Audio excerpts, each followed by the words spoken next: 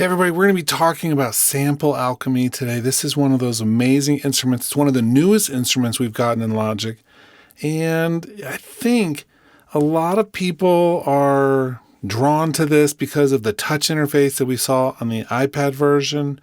But I'm not sure, at least from my experience, that people fully understand the power of what this thing is capable of.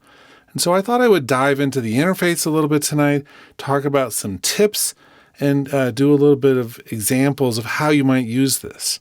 First and foremost, I think what we need to do is break down what this instrument is in terms of the different components. Okay, starting with this, let's look at the types of synthesis that we have.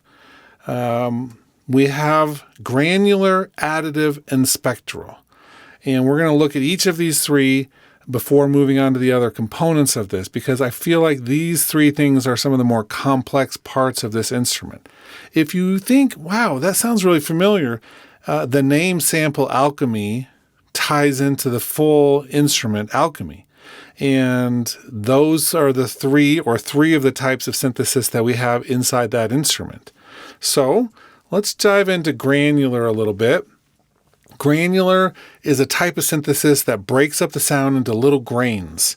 The size of the grain is that first knob. You can adjust what size that is, typically in milliseconds.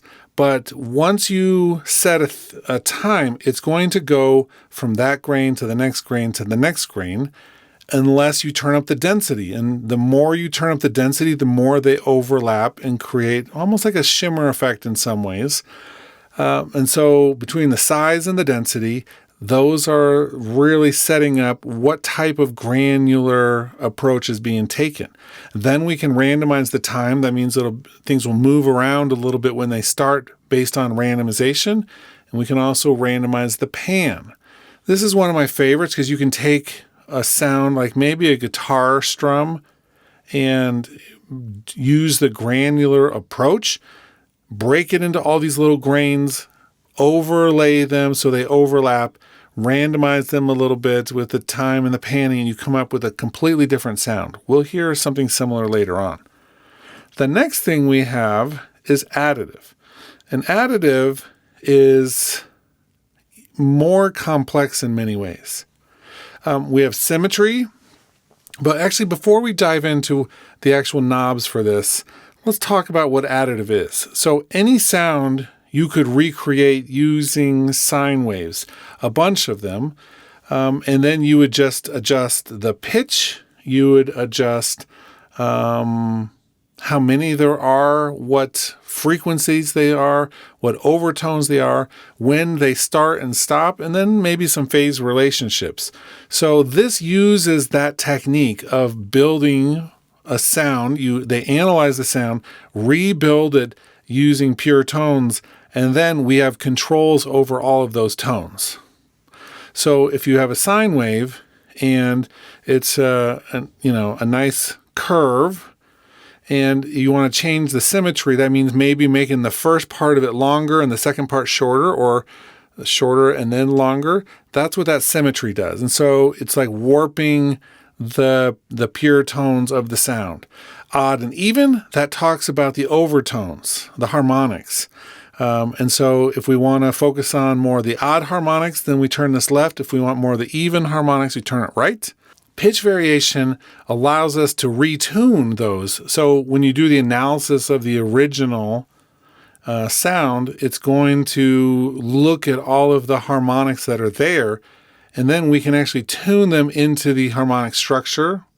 And so that would actually change from the original, or we can go all the way right and it will maintain more of the original.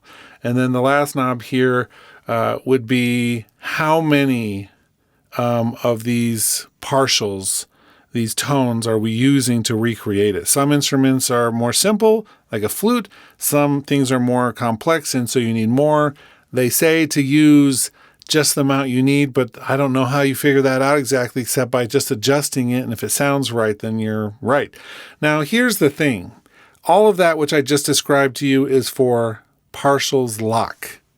And what that means is that when it does the analysis, that it is going to take that the pitch of each of the harmonics at that point, all of the partials as they were analyzed, and it's going to lock them in place and not have them change over time, which means it'll change it very much from the original timbre of the sound into something different.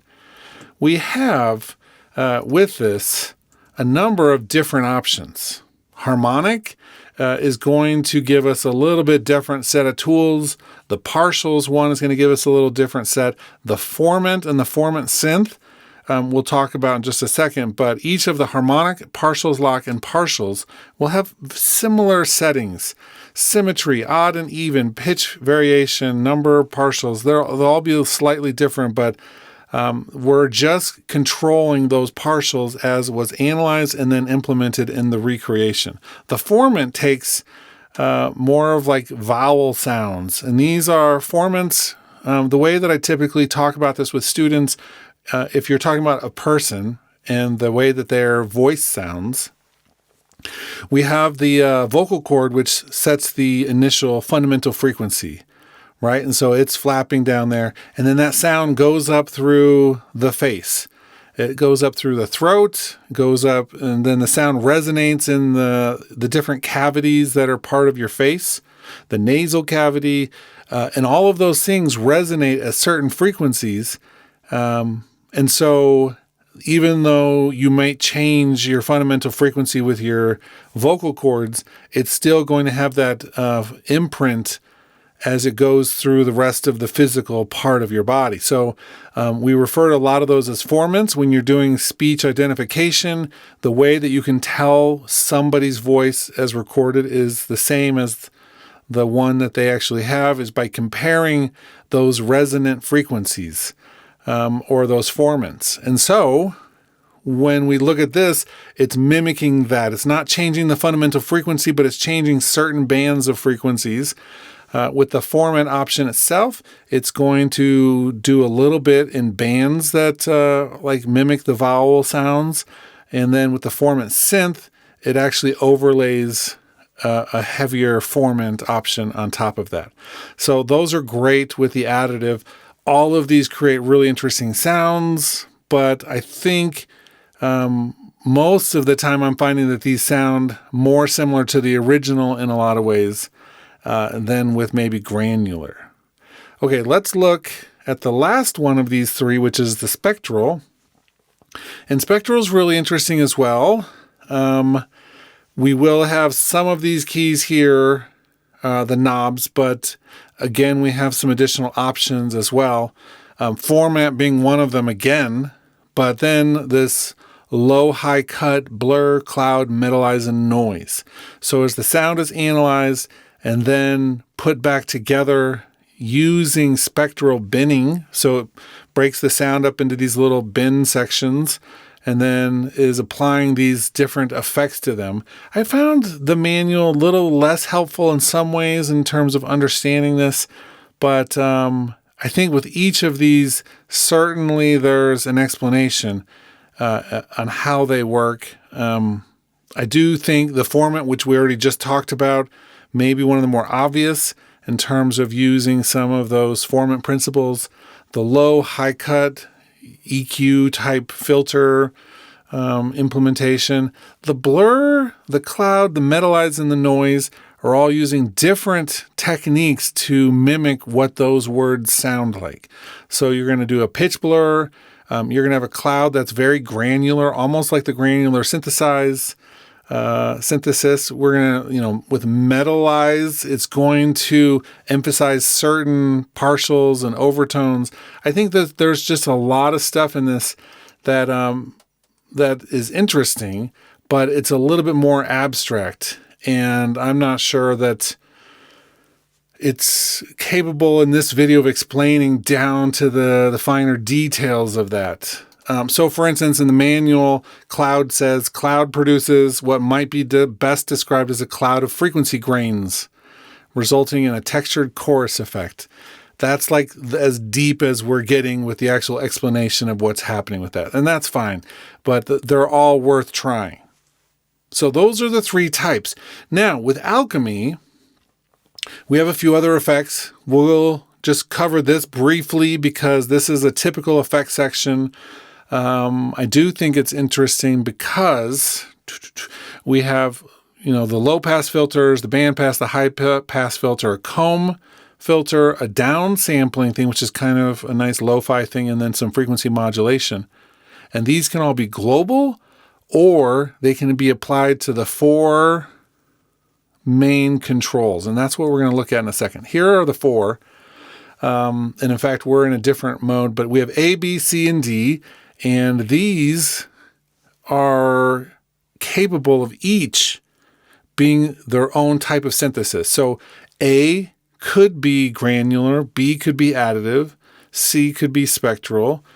And that filter that we looked at with the low pass, high pass, band pass, frequency modulation, everything can be either global for all 4 of these or independent on each one.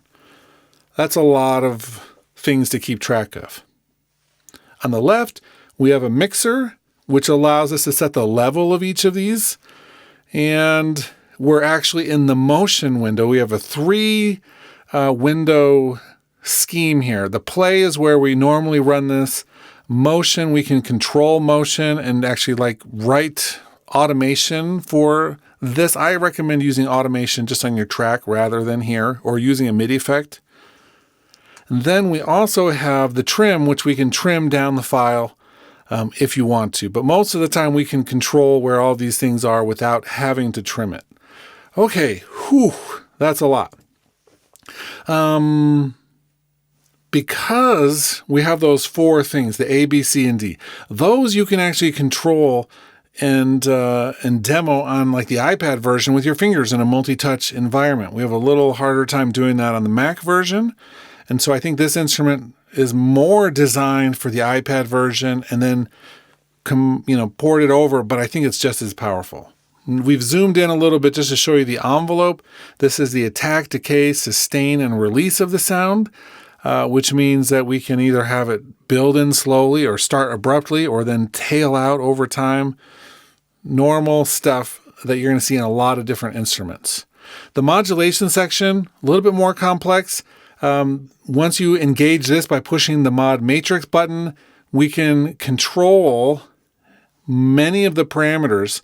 And actually, you don't have to just go through the menu. You can actually just select a parameter on the instrument, and then it'll load up for that parameter. So then you can assign things, but we can attach to each of the destinations. We can attach different modulations. So a fully fledged modulation section, which is fairly powerful. Although size-wise, I think it's a little tricky to fit this in the full instrument. But I find that with the full Alchemy, the modulation is very powerful and yet clunky at times just because of the sheer number of things that it can do. Okay, here are the various things that this instrument now in terms of play mode can do. And we're going to look at each of these. We're going to actually talk more about these in the demonstration section because I think it's a little bit better. But each of these does different things and is capable of different things. However, one of the biggest differences between this and the synthesis types is that with this is a global setting. So if I put it in classic mode, all 4 A, B, C, and D are in the classic mode, even though A, B, C, and D can be in different synthesis modes. So A can be granular and B can be additive, but both will be in classic. With classic, all 4 will just play from where they are located on the sample to the end. The loop actually is one of the few that has a different restriction. You can only go A and B with this. You can only loop 2, and it will loop those sections based on some parameters. 4, they stay static, but then you can move them around, either with a controller or with a touch interface. Bowing, it cycles back and forth. Like maybe what you think of as a cello bow or a violin bow. I love that one. That's one of my favorites. And then arpeggiation is going to play each of them in order, like a section from A, a section from B, C, and D, or how many you have. You don't have to have all 4 of them turned on for any of these. Classic can just have 1, 2, 3, or 4.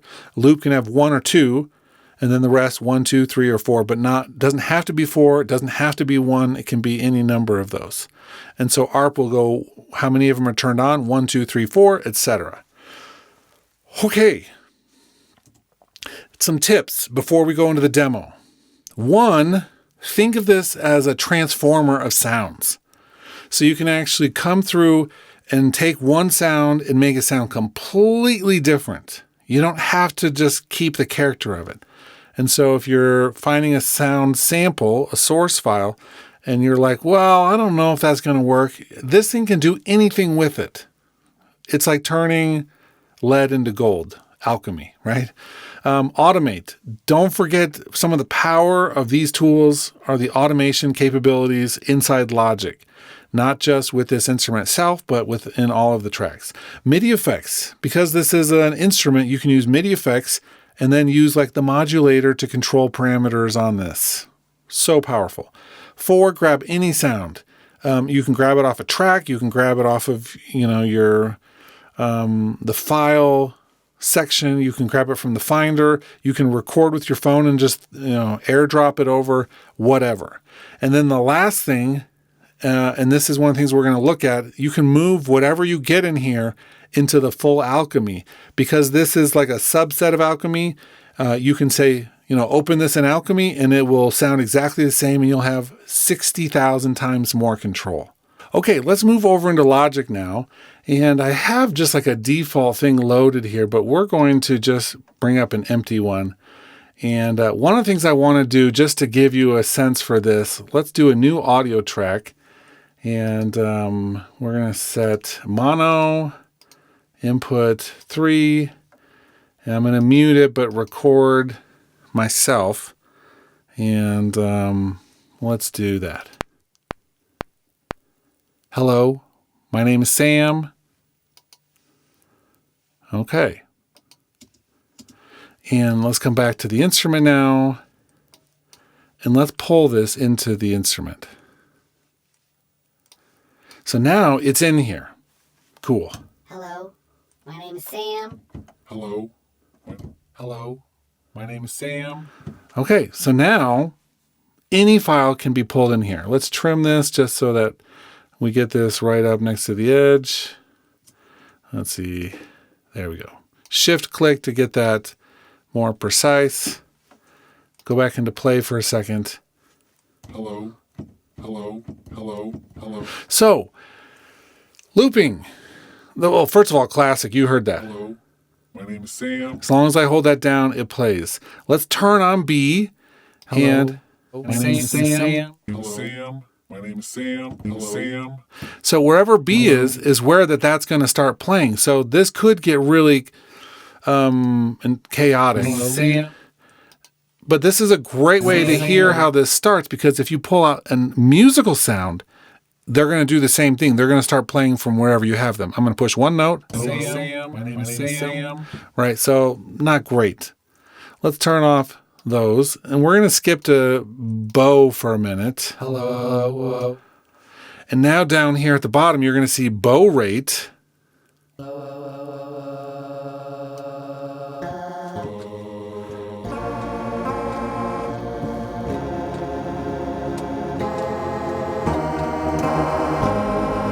Right, so it's interesting. So this is the bow, back and forth, combined with granular synthesis. Here's what I want to do. I want to actually change the size of the grain, much smaller, and raise the density.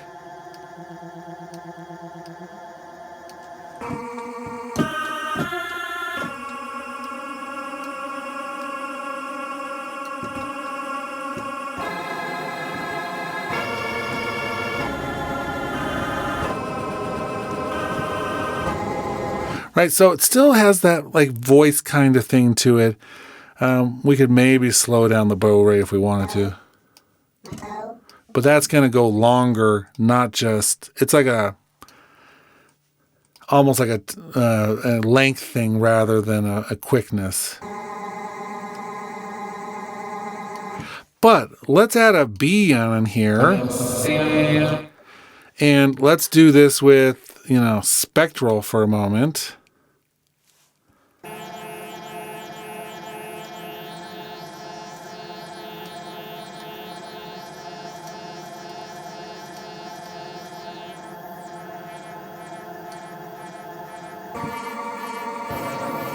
So sound design, right? Endless possibilities for sound design, for what this could be. Let's go back to classic for a moment, because one thing I love about classic is this first knob, playback speed.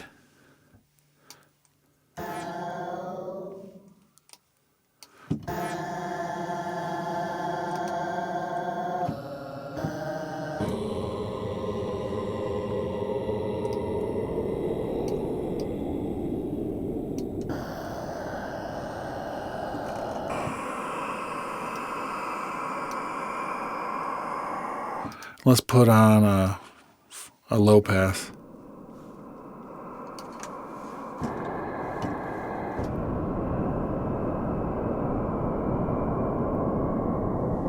So a lot of sound design type possibilities with this. Okay, so let's look at another example. And this time we're going to pull an Apple loop out because why not? We've got a bunch of things in here. And I'll just scroll down until I find something. I haven't picked anything out, but I'm sure I'm looking for, something that looks very musical in nature, but not drums. Let's see, a little bit more. Okay, not dog barking. A dobro. Oh, that could be interesting. Where'd it go? There we go. Okay. So now, musical thing, it's longer.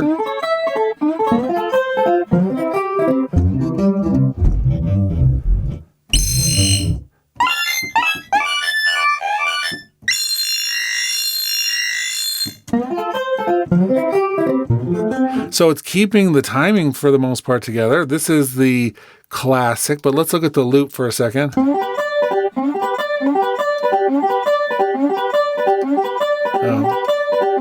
We'll add a B.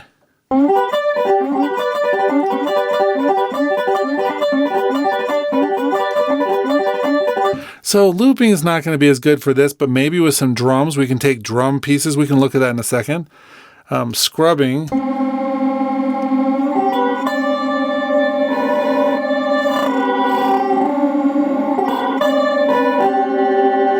So you'll see when I go left and right, it changes where it's playing, but if I go up and down, it's controlling one of the parameters. These are preset in advance, but of course, using the mod matrix, you can always change those if you want.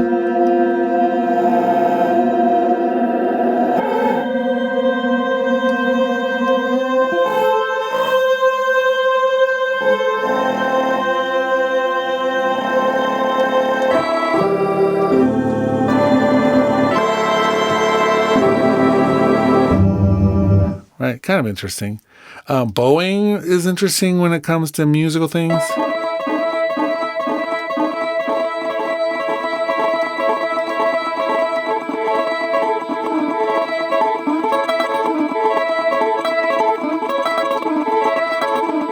So while I can't change or have different ones of these options at the top, so if I go to classic, it's classic. When I go to bow, at least I can change the bow rate to be independent for them.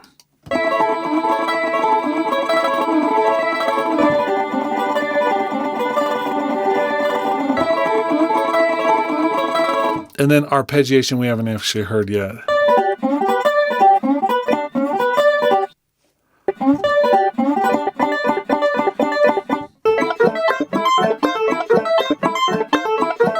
Kind of interesting. Not great. But let's go back to classic for a second and just turn off everything but A. And let's slow that way down. Right, so it's going to give me a tone.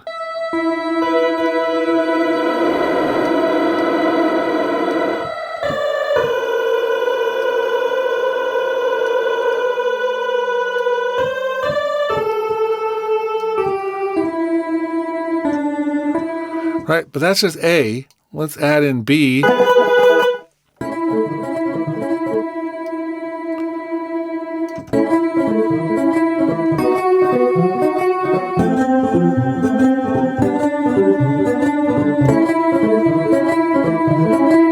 So I can take the musical elements and also the one note and have those two combined together.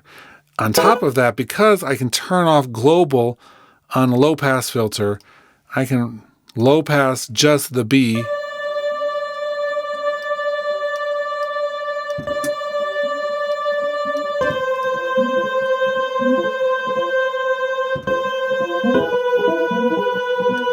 Or with B, make it something totally different, spectral. And let's do cloud.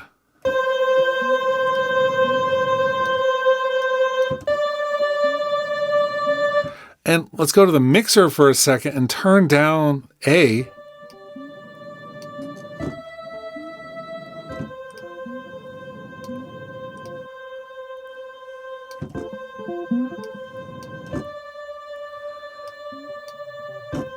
So it's very soft in there, but I'm starting to mangle things around a little bit. Let's grab something that is a rhythm section for a moment and see what we might be able to do with some of the rhythm stuff.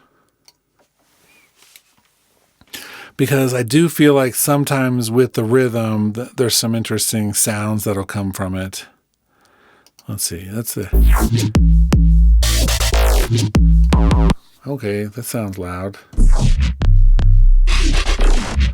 So let's do the arpeggiator for a second and turn on.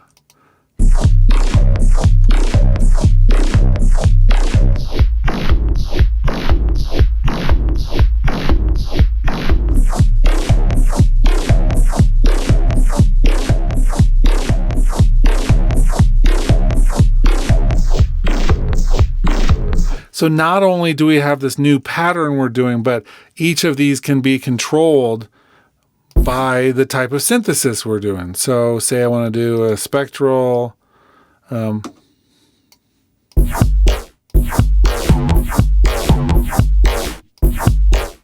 So we can change all of those independent elements. The looping thing. One thing I do like about the looping part of this is that I think we can go backwards. Speed, that's the speed. So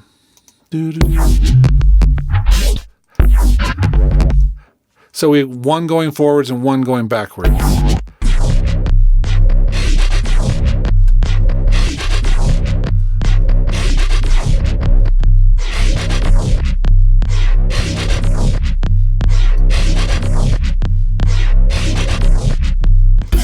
And let's have A go like 200, 400.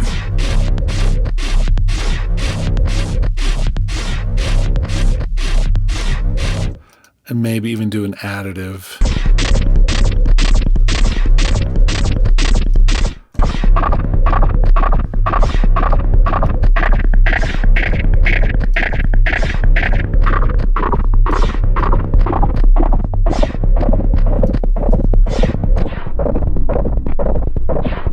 So mangling to the greatest degree here. It never has to sound like the original, yet you can choose which of the elements you want to keep from it.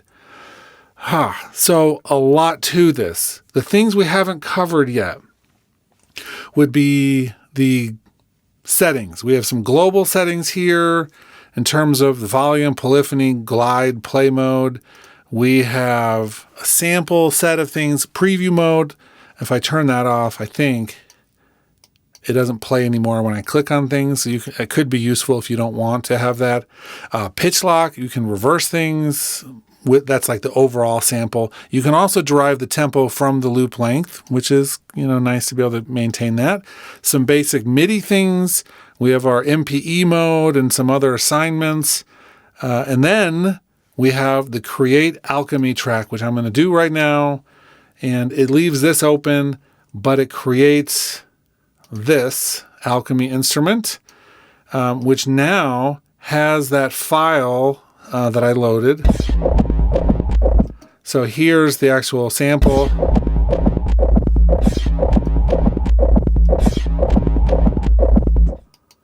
And so you can see the different types of synthesis at play here. I mean, Alchemy is pretty awesome. And to be able to have access to this, I think is pretty cool at the same time.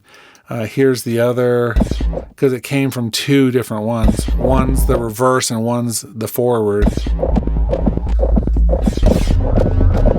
Awesome. Oh my gosh. Okay. Hope this was helpful. I feel like we're just still getting started. A lot of the examples I showed maybe weren't the most musical. Let's just do one final thing that may be slightly more musical, because I do want you to see it's not just about creating strange sounds, but also there's a lot you can do with this that's really pretty at the same time. So let me find just one more thing, maybe it's a vocal track that's somebody singing.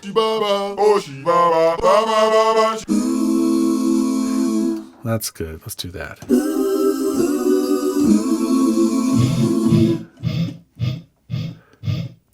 Cool. Additive. Let's try something with additive.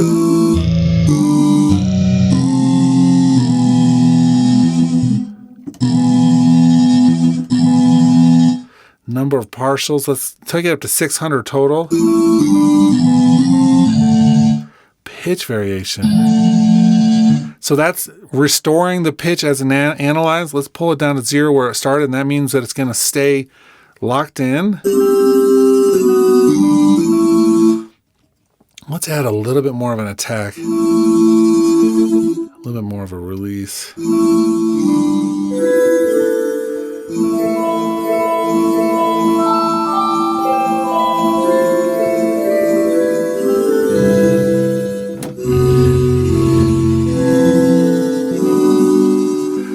So it changes the sound of it, but in a really interesting way. I love additive with voices.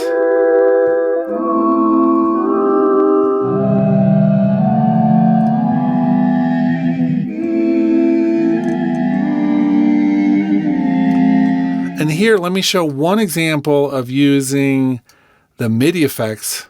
In this case, the modulator. Let's put that above my head here. And we're going to say, I want to have this plugin, learn the plugin parameter. I'm going to have it do the vowel here. So now that is changing the vowel, but let's do sample and hold and increase the rate a little bit. Let me turn down the overall sound just a bit. I'll do that in here in the mixer. No, not that. The mixer.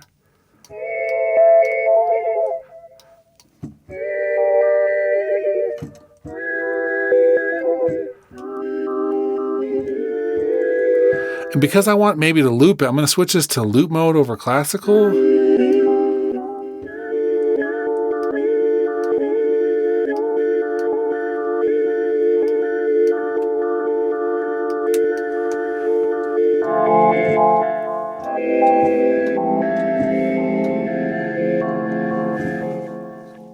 And let me just slow that loop speed down.